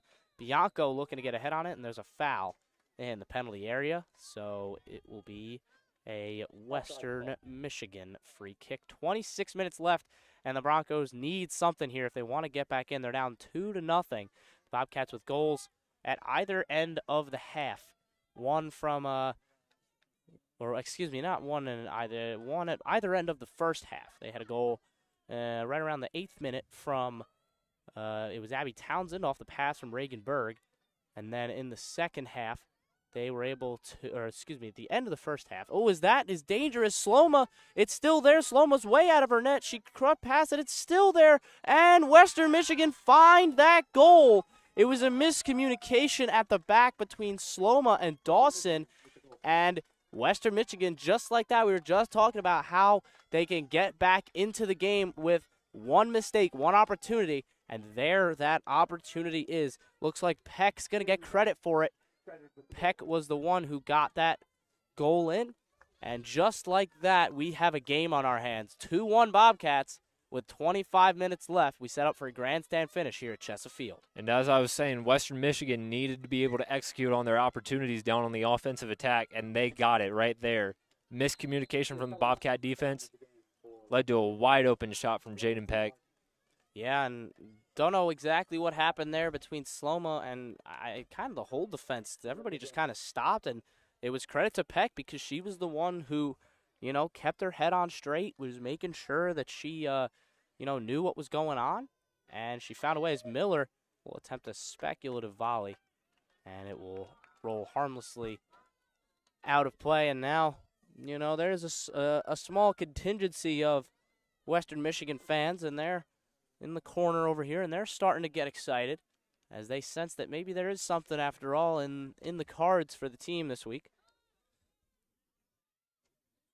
And as the old saying goes, the game's never over until the final whistle. Absolutely, and especially in these, you just saw one mistake, got Western Michigan back into it, and it's still there for Blackburn. What a strike and what a save from Sloma, making up for that error she just had. Blackburn turned on that shot and hit it with some venom. And Sloma was alert to the danger, but it's not quite over yet. Western Michigan with another corner, and they will need to try and capitalize to get another goal. They just got one, but they need to get another one to tie this game up. It's a great bounce-back save there from Celeste Sloma. Just went all out to keep that ball out of the net. Yeah, beautiful cat-like reflexes as it's put in, headed away once again. It seems like it's always Ella Bianco who's heading the ball away on these corners. And now the shot will come back in, and it's just over the net. Oof. What an attempt that was from, I think it might have been Tomasma at the top of the box. It was a little hard to make out in the mess. But the shot came in, and it was real close. Had Sloma scrambling. As now Scout Murray picks up the pass, and she is in a battle for it, and she'll commit a foul. And this is a dangerous free kick opportunity potentially for Western Michigan. It's right in that area where you can put it into what I like to call the corridor of uncertainty. Throw it in right around the penalty spot, and you could potentially get, maybe the goalkeeper, will they come, will they not come? We'll see what happens here as it's thrown in. Looking for a touch. Nobody's on it. No handball. Western Michigan were clamoring for one. And I can see now after that goal by Jaden Peck that the morale of this Western Michigan team has kind of changed. Yeah. Now here comes the Bobcats. Robertson gets it, now lays it off. Here's Townsend one-on-one, and she makes it count. Abby Townsend on the counterattack with a beautiful finish across her body, across the goalkeeper, and into the left of the goal. The Bobcats, after they take a punch, they jump right back up and punch right back. It's 3-1 to Ohio. Abby Townsend with her second of the game. And I just started talking about how Western Michigan had kind of sensed that a door was still open for them to come back in this game. But Abby Townsend saw that door open and shut it right in Western Michigan's face. It's a 2-goal ball game thanks to the second goal of the game by Abby Townsend. You are exactly right. And now it's a pass out for Western Michigan, and now, you have that momentum. You feel like, oh, we're good. We're right back in this game. Not quite. Not anymore, as the Bobcats, with really their first, since the goal, their first real counterattacking opportunity, as Western Michigan started to pour the bodies forward to try and get that game-tying goal.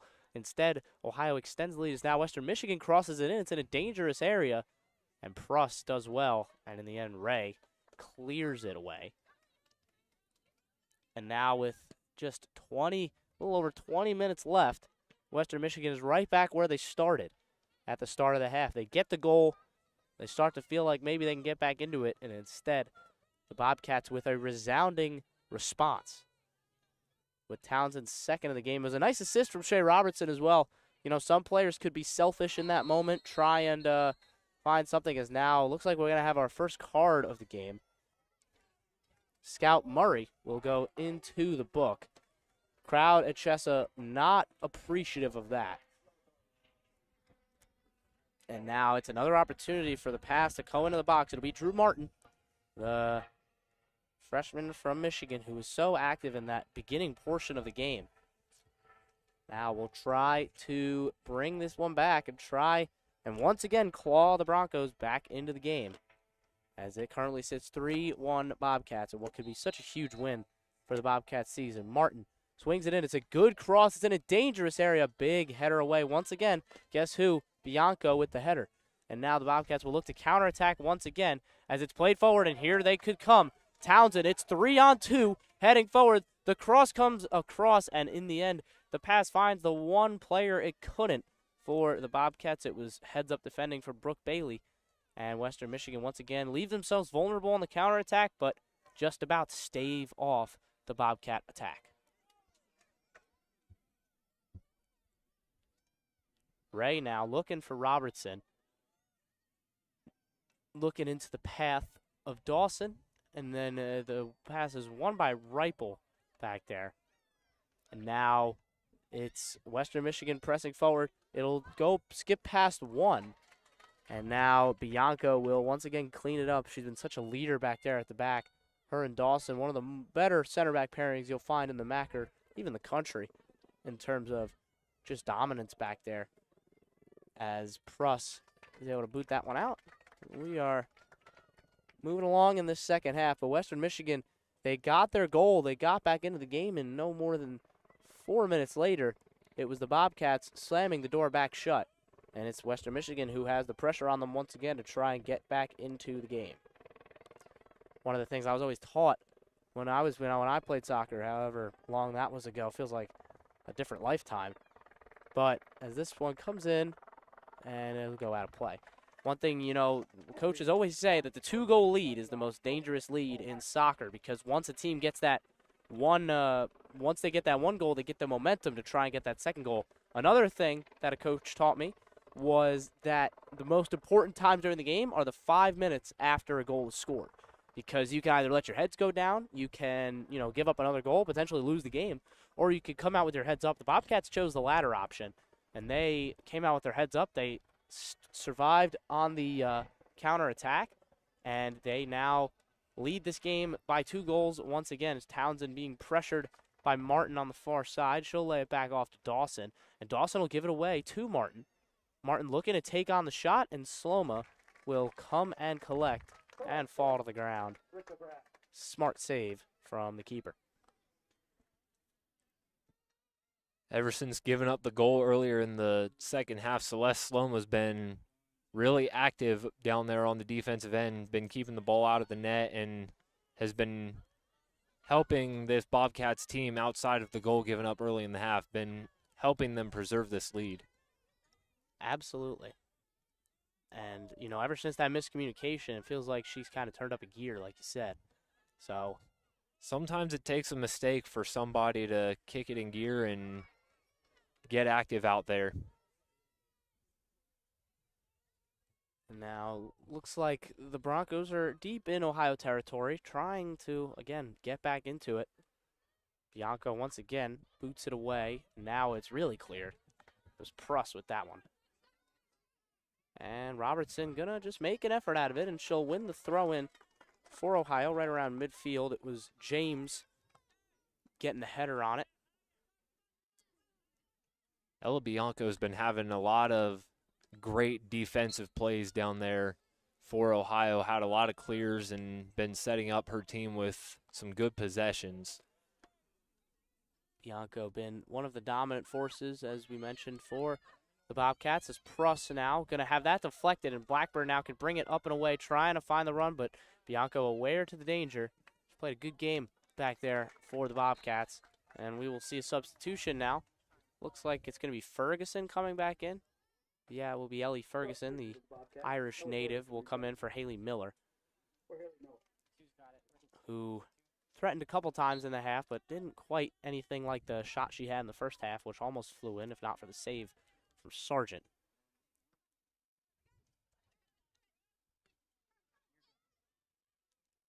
Blackburn now plays it out. And she got Tillamook. She cuts it back, looking to take on a shot. It was a speculative effort. And it's up and over the goal.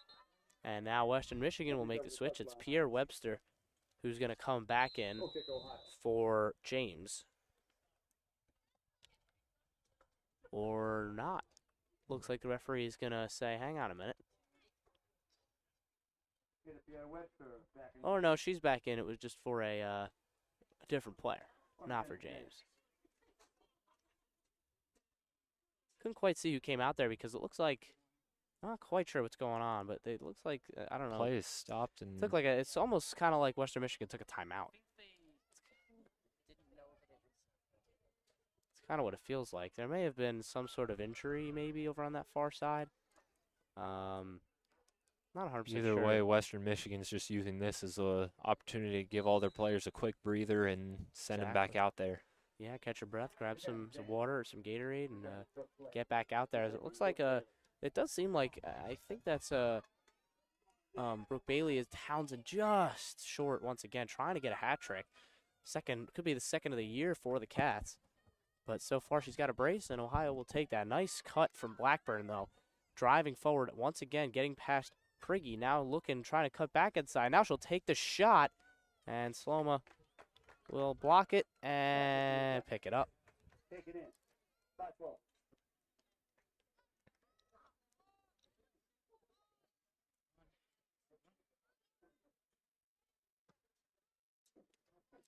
Sloma now with the boot forward. And Reipel will win the header, but she committed an infraction in doing so. So now the Bobcats will have a free kick to defend from the Broncos. There's 2 balls on the field right now. Now there's 1. And Western Michigan have had plenty of these sort of opportunities to get a free kick into the box. Martin here will take this. It's booted in. Still there. Blackburn, who already had that 1 speculative effort, she gets another one here to the run of Paget, and we have a penalty kick. Referee, there's been a few of those half claims, but for the first time, Western Michigan will have an opportunity from the spot to once again get back in this game and make things interesting here in the final 15 minutes. Clock is stopped with 15 minutes and 49 seconds remaining, and Celeste Sloma will try and preserve the 2-goal advantage. It is Blackburn who stands over this for Western Michigan, trying to score her 4th goal of the year. Western Michigan have not attempted a penalty all year, believe it or not. So this will be their first one. Here's Blackburn. She steps up, and she dispatches. Calm penalty right into the top right corner. And we have a game once again. Western Michigan with their 2nd goal of the half. And it is a 3-2 game between Ohio and the Broncos.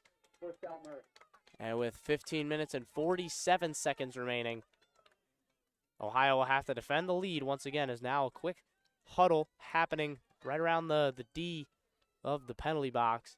Just, all right, guys, let's bounce back sort of talk.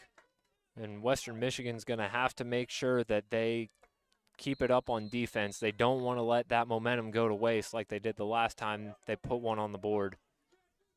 You're very right. As hoisted forward. And Reipel looking to try and press and win that, and she will not. She'll get all of the defender.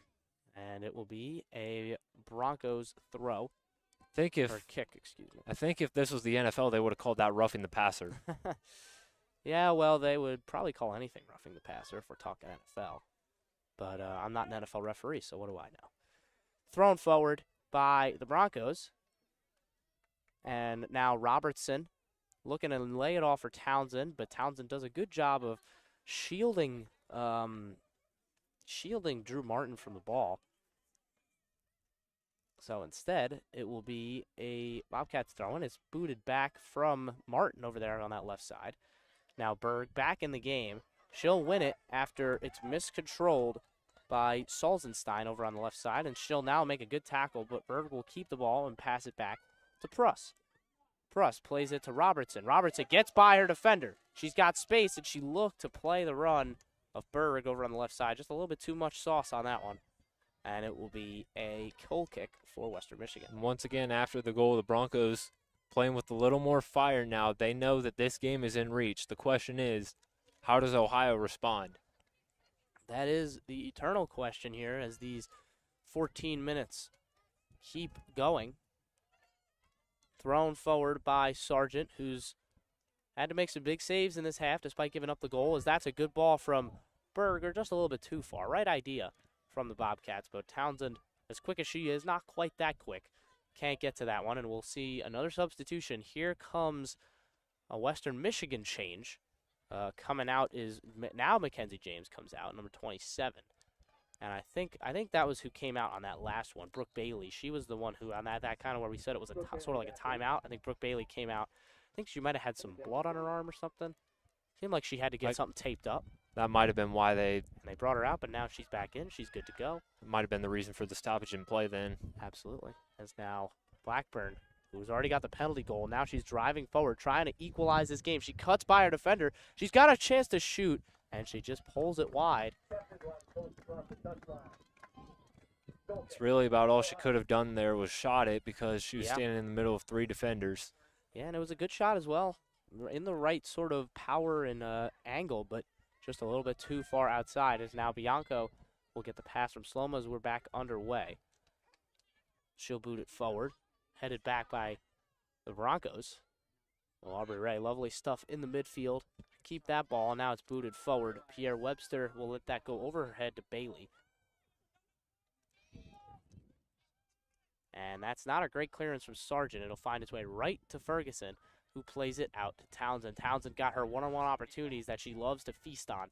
Here she comes. She gets past Sugiyama, trying to go for the hat trick. It finds its way to Ferguson, or no, not Ferguson, Robertson, but it was offside on the Bobcats. Almost. Well, definitely would have been the knockout punch. But now Western Michigan remains in it, so the offside goal does not count. And Ohio will have to do it all again. Berg picks up the pass. Almost a sigh of relief there if you're Western Michigan. Oh, not even almost. It is a sigh of relief. It keeps them in the game. As now Martin potentially could still get an equalizer. Cut back, and it's a good shot, and it almost flew in again.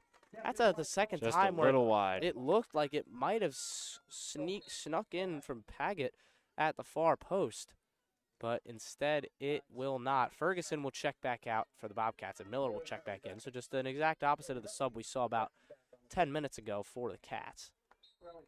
And we are under 12 minutes left. Bobcats trying to hang on for what could be a massive MAC victory. 3-2, they currently lead Western Michigan. Now, it was Prigge who was able to keep that. Now, Pruss tries to find the run of Robertson down the line. Won't quite get there, and Pierre Webster will pick it up and will try to bring it forward for Western Michigan on the throw. And now, instead, it will be Salzenstein who throws it down the line, and it's deflected by Pruss, and it is a throw-in. Once again, it'll be Salzenstein.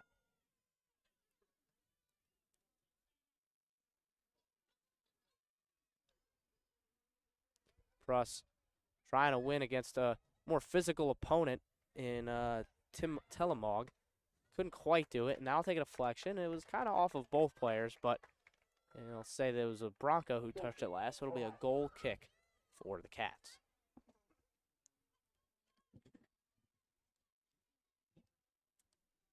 And again, Western Michigan, another opportunity down there on offense, but Ohio's going to have to keep them away from the zone if they're going to want to hold this lead. Right you are, and we will see. They haven't, again, since the goal, Bobcats have done a good job of weathering the storm and just keeping Western Michigan out of their box. But you have to imagine that they'll get at least one opportunity as we enter the final 10 minutes to get something. You'd have to imagine that they'll get at least one chance. Whether it be a potential opportunity, is now Western Michigan animated over there on the sideline, but it's Ohio who ends up with the foul. or no, it's just a throw-in. Referee signaled like it was a foul, but it's just a throw. Robertson with a nice touch to keep things on their end. And they'll keep the throw as well. So good work from Shea Robinson in tight corner to keep the ball for the Bobcats. And they will just be looking to take their time on most of these throw-ins, try and waste as much time as possible, especially with, as we mentioned, that clock that runs down instead of up. You know, when the clock hits 0, the game is over regardless. And, of course, the referee has license to stop the clock whenever he feels like he should. But the Bobcats know that there's no added time in college or anything like that. As well as there's no penalty kicks or overtime during the regular season. Yes, you're very right. So we will, I mean, last year in the MAC, we went to overtime after, so just, it would be 10 minutes of overtime, I think 2 10-minute halves in the regular season. And it was the same in the playoffs, except in the playoffs, you had penalty kicks after. And if you didn't settle it after 110 minutes in the MAC and regular season MAC play, it would just end as a tie. Of course, that happened last year in that game between Ohio and Kent State that we had here that I mentioned earlier with the big crowd and the MAC title was on the line. Of course, in the end, the loss did neither team any favors because it was Bowling Green who ended up sneaking ahead of both teams and winning the MAC. And then, of course, they would end up rematching in the next week, and Kent State would win a controversial game 3-2. It was a thrilling one, though, up at Bowling Green. As the cross comes in, little bit of a miscommunication from Sargent and her right back as she motions a hand of apology to her goalkeeper. It was Salzenstein who made that play, and now the Broncos looking to come and transition forward. It's blocked. Peck, who scored the first goal for the Broncos, still bouncing around, and now a handball, and it will be an Ohio free kick.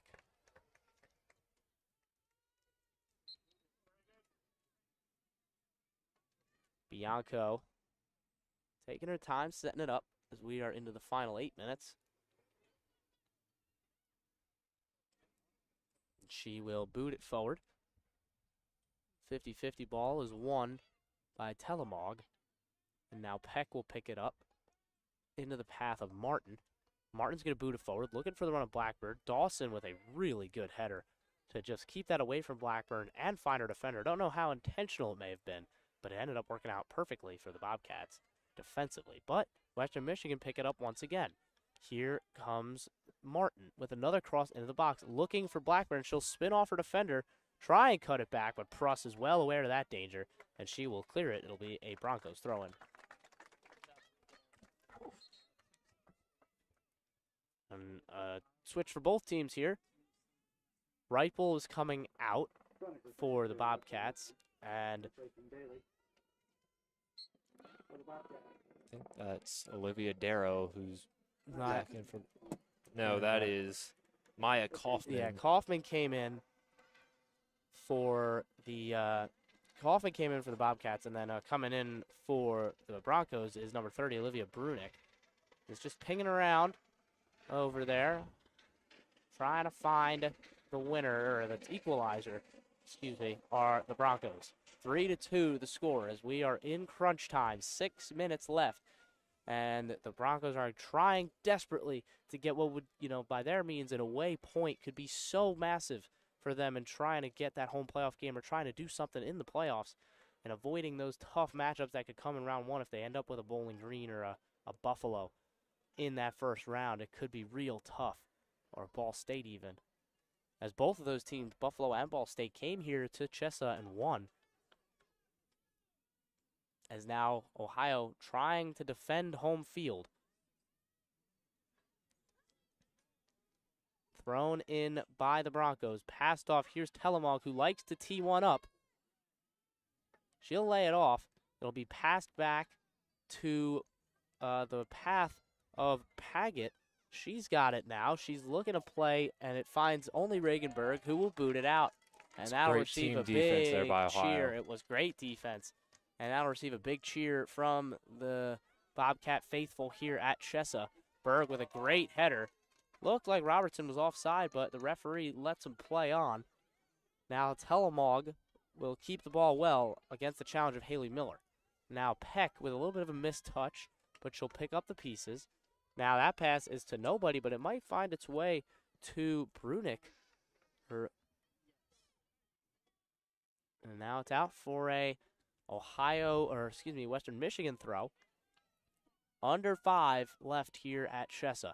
Western Michigan need to get something. They are down 3-2. They got to try and find a goal here to keep their hopes of a potential home playoff game alive. Dawson boots that one out, and it'll be another throw-in. The Broncos are clearly ramping up the pressure here in these last 5 minutes, but so far no real action for Celeste Sloma since that penalty kick. They've got to do a better job of making her work, trying to get something on net, something in the goal. Great effort there by Haley Miller. Back-to-back deflections on throw-ins. Keeps Western Michigan on their toes, keep making them reset. Yeah, you don't want to give up any corners here either, because that could give Western Michigan an opportunity to throw everybody forward. As now Robertson might have an opportunity to go one-on-one, but in the end, Pierre Webster with a great defensive work there to just keep Robertson at bay and keep from being a one-on-one with you see where Western Michigan's entrenched right now. As it bounces around, Telemog has it. She shoots, and it's a huge block from Ella Bianco right in front of the net. She saves what could have been a game-tying goal. It's not over yet. Martin looks to cross it in, and it won't go out for a corner. Townsend will pick it up, and she will hoof it clear. What a block from Ella Bianco. That one was heading straight for the bottom corner. And in the end, the Bobcats escape. That was perfect placement there from Ella Bianco. Just way to be in the right place at the right time and be able to prevent a potentially game-tying goal. Yeah, it's a huge stop and a brilliant positioning, like you said, to stay in the right spot at the right time. As now Prigge picks it up, trying to move the Bobcats forward. Here's Aubrey Ray. They're going to try and just boot it forward. It's there for Berg. She's in a foot race, and she'll win the foot race down the sideline. I think she'll just keep this in the corner. That is exactly what she'll try to do. She's going to back it up, try and keep things, and now she'll cross it in as a foul there on Western Michigan, I believe. Or no, it's on Berg. It's on Ohio.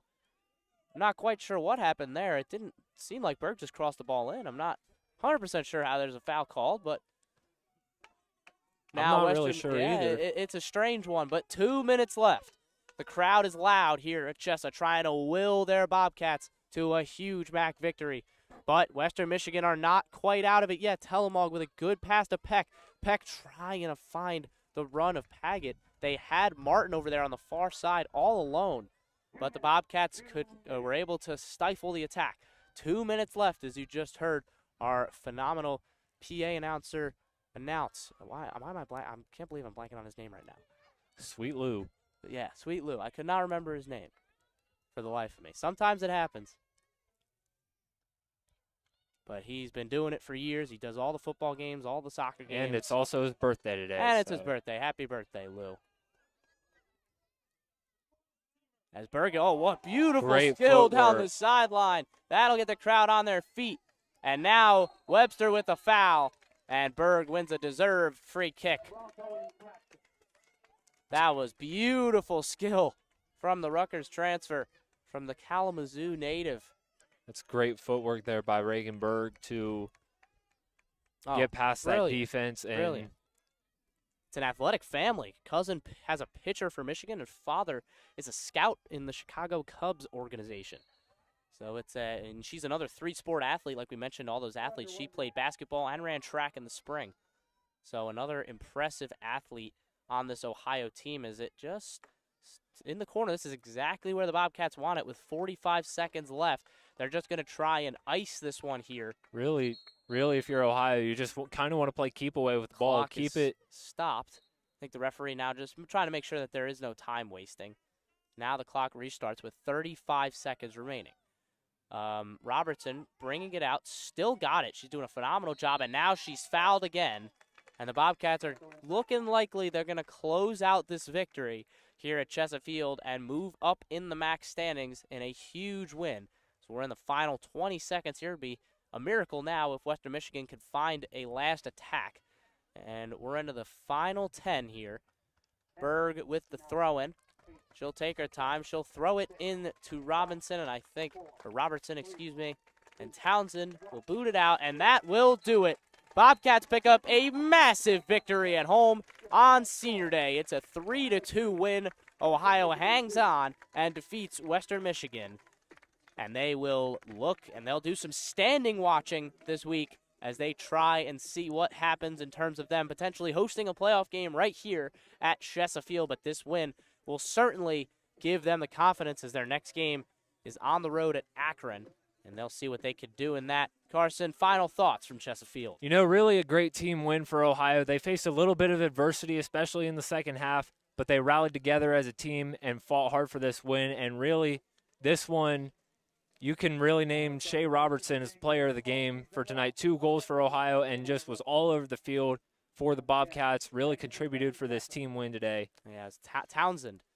With excuse me. You're good. Robertson played well as well. The whole attack was flowing. Those three, the three with experience up there at the front, Townsend, Robertson, and Berg, all played a huge part on that team last year that did so well.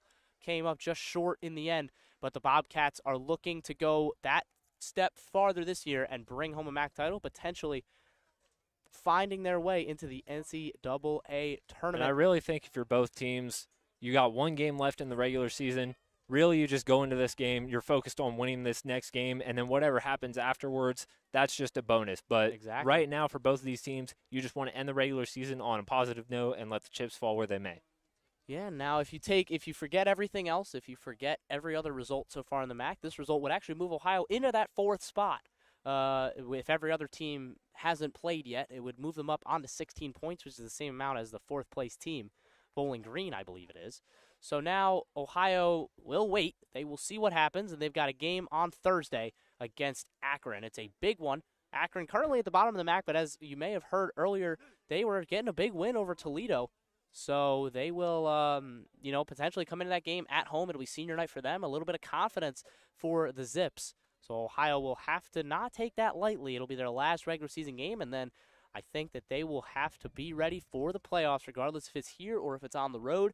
They will be ready. That's all we've got from Chesapeake. I'm Ethan Sargent. Alongside me is Carson Francis. Thank you so much for tuning in. Final score from Athens, Ohio 3, Western Michigan 2.